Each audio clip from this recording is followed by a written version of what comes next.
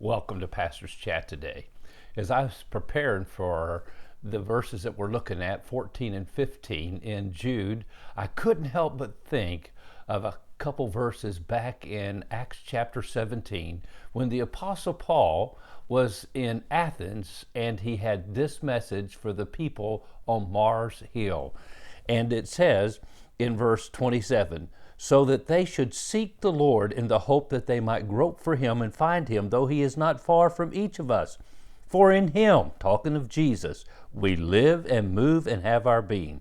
As also some of your own poets have said, for we are his offspring.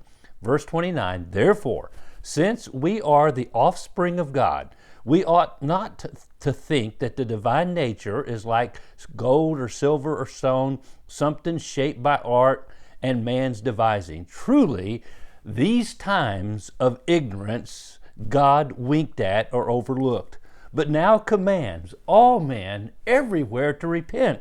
Now why? Verse 31, because he has appointed a day on which he will judge the world in righteousness by the man whom he has ordained. He has given assurance of this to all by raising him from the dead. So Paul's message on Mars Hill came to the point where Jesus Christ, God's Son, has been appointed, ordained of God, to judge in righteousness all men everywhere, and they should right now repent.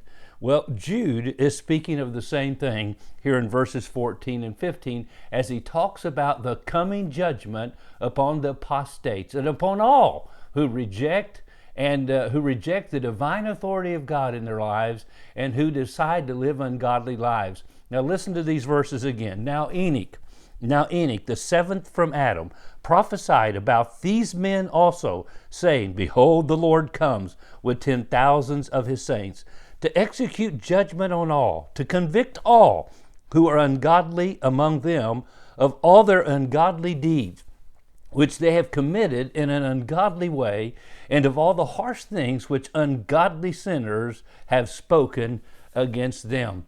And so judgment is coming. Now, it's not a message we like to hear. We like to hear about the love of God, the grace of God, the mercy of God, the kindness of God, and the goodness of God. Oh, that's what we want to hear about. But I'm telling you, my friend, we have a God who is just, who is holy, and one day he will judge the world in righteousness.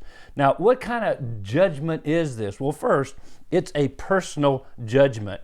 The Lord himself will judge. It says God himself will come and bring judgment to the earth. It's a personal judgment. He's not going to send a famine. He's not going to send a flood. He's not just going to send a fire. He himself will come. In James chapter 5, verse 9, when it talked to the rich man who are exploiting the poor and not paying them their wages, James reminded the people, behold, the judge standeth at the door. God is watching every deed, every ungodly deed of every ungodly, unrighteous person who will not believe, who will not trust in a holy God, and he is keeping a record. We'll see in a minute. Even though it's a personal judgment, the Lord's not going to come by himself. He says he comes, Enoch, he quotes Enoch. Enoch says he comes with 10,000 of his saints. Now the word saints here could be translated holy ones, which could mean angels, 10,000s of his angels. But we know from other passages of scriptures where the Lord comes back to judge the earth, he'll be coming with all the saints who've already gone to heaven.